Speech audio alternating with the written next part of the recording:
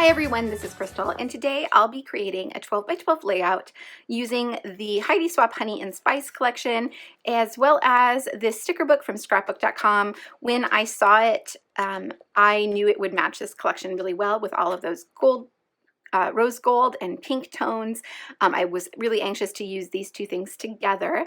And I also have this photo of my sister's puppy that I took when I went down to visit. And the puppy's name is Honey, so I thought it just couldn't be any more perfect than that.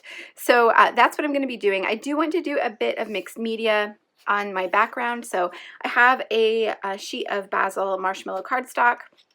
And I have two stencils. They're both from scrapbook.com. This is the dotted stencil and this is the little boxes stencil. And I'm not sure yet which one I want to use.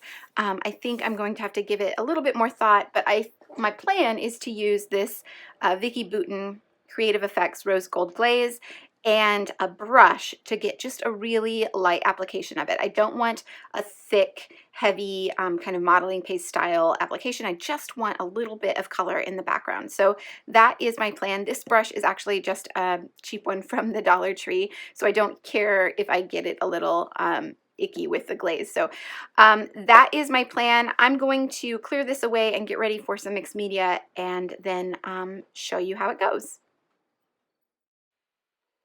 Okay, so I am all set up for some mixed media now. I have my mat and my palette and my brushes and my cat apparently, and I'm just going to do a little bit of mixed media on the background. I chose the little boxes stencil because I liked the size of those little boxes compared to the size of the circle, so that's why I chose this one. I'm using a little bit of mint tape from scrapbook.com just to keep it in place while I work, and because I'm using a brush and I'll be going in a circular motion. The stencils tend to shift a bit when you do that, so taping them down just keeps them from moving. And then I'm just, like I said, taking a tiny bit of that glaze and going in a circular motion over the stencil. And I'm not doing the entire stencil, I'm just doing parts of it.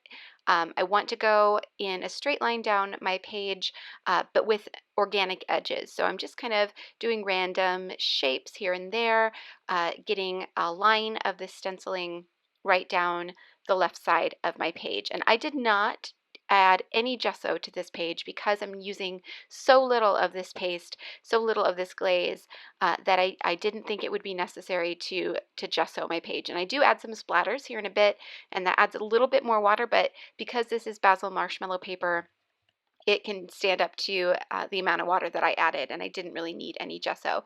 If I were doing a heavier application, or if I were going to be adding more water, I would definitely gesso this paper, but for what I've done here, it wasn't necessary at all.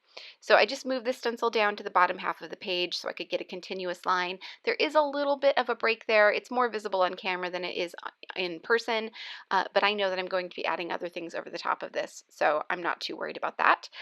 Like I said, I did want to add some splatters, so I just grabbed a little water bottle and spritzed some water down on my palette.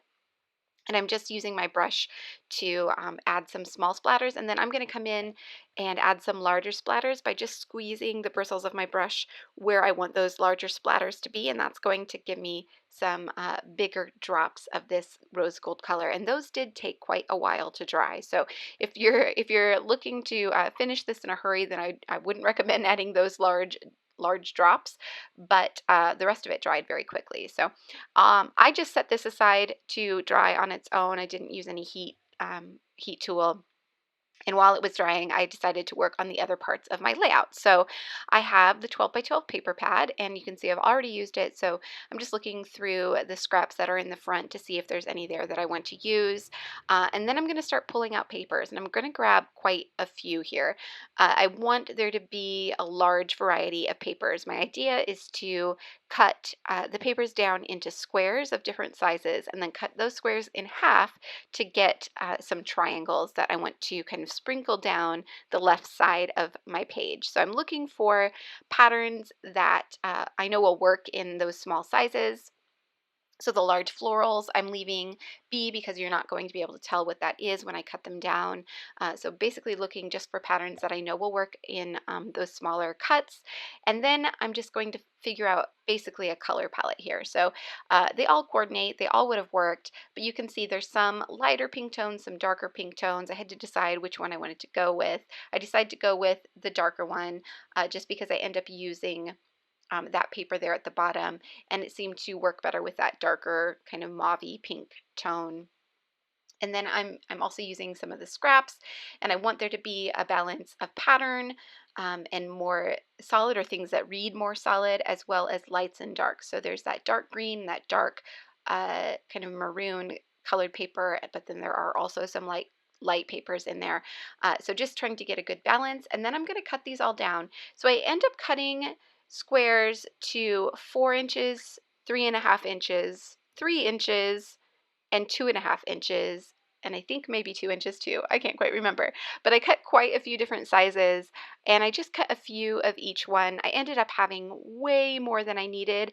In fact, I created a second layout with the extras that I had, so I'll be sharing that soon, but I wanted to make sure that I would have the right amount of each pattern in the right size. So I cut way more than I needed just to ensure that I could get the right balance and the right mix on my page. So this is just me cutting lots and lots of triangles. As you can see, I cut everything down to squares first, and then I'll go back and use my trimmer and just line up the opposite corners of the square and cut them into triangles. So I'm not going to make you watch this entire process. So I'm going to jump ahead here a bit so you can see how I cut those triangles. I'll show you a few of those, and then I'm going to jump ahead again so you don't have to watch that entire process either. But then here in just a second, I'm going to kind of start laying out how I think this layout is going to go just on my desktop. My background is still drying, so I can't place it on top of that yet, but I will just kind of mock it up on my desktop so that I can get a feel for what this might look like. So keeping on cutting triangles here. I'm down to the last few now, and then I can kind of start playing around. So I'm going to set my trimmer aside and just kind of start laying things down. I wasn't really sure where to even start.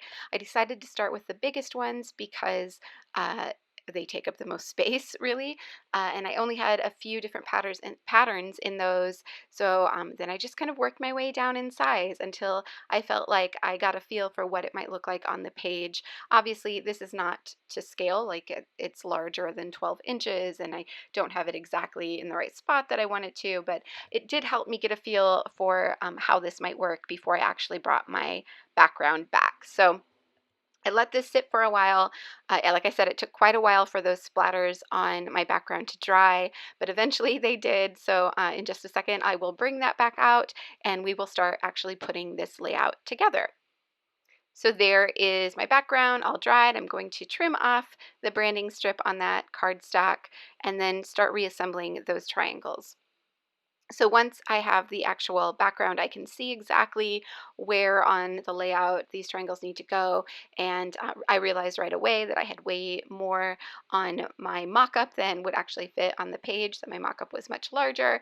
So I'm just kind of rearranging and playing. I end up pulling out a few different ones just to get a good balance of color and pattern. I'm currently missing some of the patterns on my page. So I needed to find smaller ones in those patterns so that it would work. And I play around with this for quite a while until I really feel like I got something that I'm happy with. And it's just a matter of playing. It's just a matter of trying different ones in different places until it looks good to your eye. And that's really all that matters. If it looks good to your eye, then you're done. You've done it. You've accomplished the goal. And so I brought the photo back in just to make sure that everything looked balanced, like I said, and I'm starting to play around with some of the embellishments from this collection.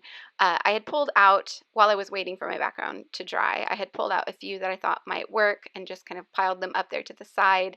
These are all from the ephemera pack from Honey and Spice. I'm definitely not going to use all of those, but I wanted some different options because I wasn't sure exactly how this was all going to work. I really do like those rose gold photo corners, so I'd really like to include those. I really wanted to include one of the dogs. There's a dog die cut, and then there's the little sticker that I just added to the page that's like a postage stamp with the dog on it. I end up using that one. The die cut was just a little bit too big for the space that I had, so I don't end up using that.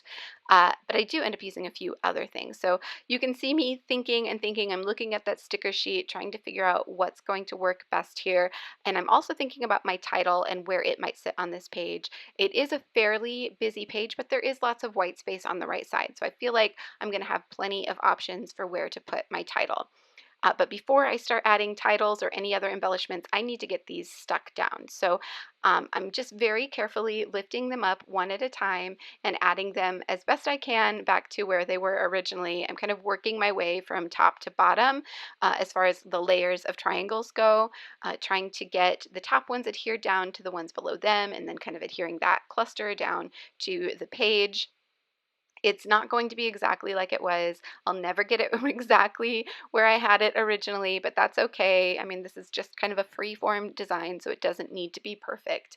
But this way I am at least able to somewhat get them back where I had them. And yes, I am covering up a lot of that mixed media, that stencil work, but you're still going to be able to see it kind of peeking out around all the edges of these triangles, which is really all I wanted. I didn't want necessarily to be able to see the entire background, just to get a feel, a little sense of that shiny rose gold stenciling in the background is enough. So just using a tape runner to glue all these down. After I finished this layout, I thought, oh, it would have been so cool to stitch around all of these triangles, but of course I didn't think of that until they were all glued down and the possibility of stitching was not an option anymore. But I think it would have been really cool if I had just done a little stitched border around each one. It would have added a lot of texture to the page, and I think I would have liked it. It would have been a lot of work, but I think I would have liked it. Okay, so now that all of the triangles are glued down, I can start working on the rest of my layout. I decided to use two of the larger triangles to mat my photo, so I get kind of a half and half mat, and I think that echoes the triangles that are on the page, and I really like that look. I do cut off the edges so it's not sticking out around my photo, but you still get that kind of triangle effect in the matting. And then I do add those rose gold photo corners. I just tuck them in between the mat and the photo. So not over the top of the photo. It felt like they were a little bit too big, like it drew your attention too much from the photo if I put them on top of the photo. But in between the mat and the photo was perfect. You still get that shine, that pop of gold or rose gold, but it doesn't distract too much from the subject of this page. Okay, so now I can start bringing in all of those other little elements, trying to figure out clusters. I know I want one in the top left corner of my photo and then another in the bottom right corner. That is generally my go-to. That is pretty much what I do every time, and I'm okay with that. If it works, keep doing it. There's nothing wrong with that. So I'm just working out the different things I can add. A lot of the embellishments were really too big for this layout. It's already a very busy layout, and I didn't want to add huge amounts of embellishments to this. So I stuck with the smaller ones. I am adding a little label from the scrapbook.com sticker sheet.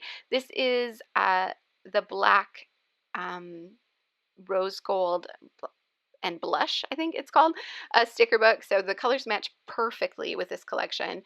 I added that label just below my photo. I'm not really going to do anything with it. You can see I'm going to try to stick a couple of the phrase stickers from the sticker book on there. I end up moving those somewhere else. It ends up just kind of being a base layer for my embellishment cluster and my title that's going to go there. I stuck another label up in the top cluster as well. It was a little heart-shaped label, and oh my goodness, it's so adorable. There are a couple in this sticker book, and I was tempted to use both of them, but I thought, no, save one for another project. They're super, super cute.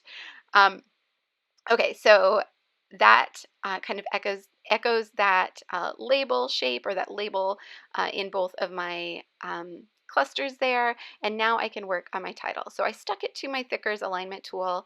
I used the Rose Gold Alpha from the sticker book, and by sticking it on the alignment tool, it lets me move it around the layout to see where it's going to work best. So I needed someplace it was going to stand out enough and actually be legible. So I found a spot just below my photo. It is overlapping one of the triangles, but it's one of the lighter ones. So you can still read the title perfectly fine. I did have to move my photo down a bit because there was too much kind of awkward blank space between my photo or the cluster and the title if I left it where it was, but that's totally fine with me. It works just as well down an inch or so than as it did when it was up a little bit higher. So I added some foam to my photo just to help it stand out from this busy background. And then I can start adding all the other pieces of this page back onto the page. So I have that Hello die cut. It's also rose gold. It's from the Honey and Spice ephemera pack. And that's part of my title. I'm going to use that as part of my title. So I'm just figuring out how to add it. I want it to overlap my photo a little bit and sit at a slight angle above the honey part of my title. So I'm just trying to figure out how to make that work. Because it's vellum, if I add foam behind it, you'll be able to see it. So I'm trying to figure out how I can slyly add some foam without making it too visible, just like I did for this little vellum circle. I stuck the foam adhesive just behind the um, the rose gold portion of it, so you can't actually see the foam. I did the same thing with the star, or I'm about to do the same thing with the little star in the bottom cluster. So for this one, I'm just very carefully adding tiny little bits of foam adhesive just to the parts where you won't be able to see it. And I didn't add a lot. It didn't take a lot to be able to stick it to the page and make it stand up enough to make it level.